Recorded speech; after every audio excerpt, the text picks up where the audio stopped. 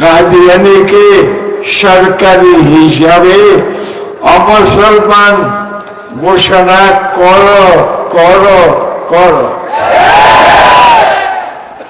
এখনো বলতেছি, সরকারি মানুষ এখানে আছে, আপনারা যাইয়া প্রধানমন্ত্রীকে বলো অতি সত্তর এই কাদিয়ানীকে কাফের ঘোষণা করো করো।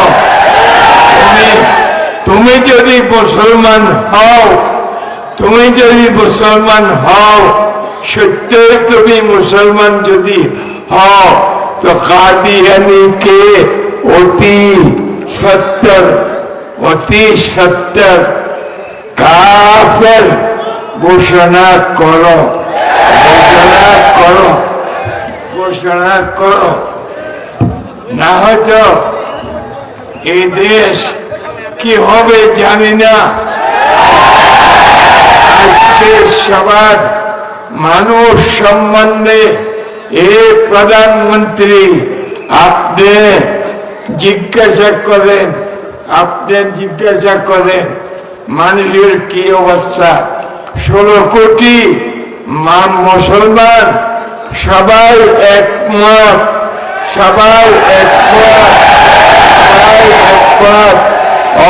এদেরকে কাদিয়ানীকে অমুসলমান ঘোষণা করো, ঘোষণা করো।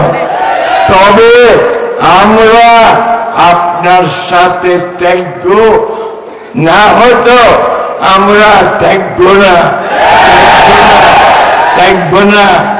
এই অতি সত্তর অমুসলমান ঘোষণা করো। তোমার মানুষ দ্বারা তোমাকে বারবার জানানো হয়েছে, তুমি কর্ণপাত করতেছ না, জলদি কর্ণপাত করো। কাদিয়ানীদেরকে অতি সত্তর অনতিবিলম্বে তাড়াতাড়ি এদেরকে কাফের ঘোষণা করো।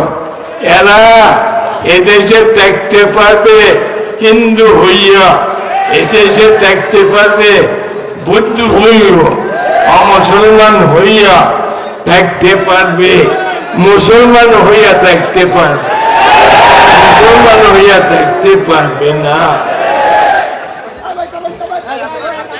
ওয়া আখিরু দাওয়ানা আনিল হামদুলিল্লাহ।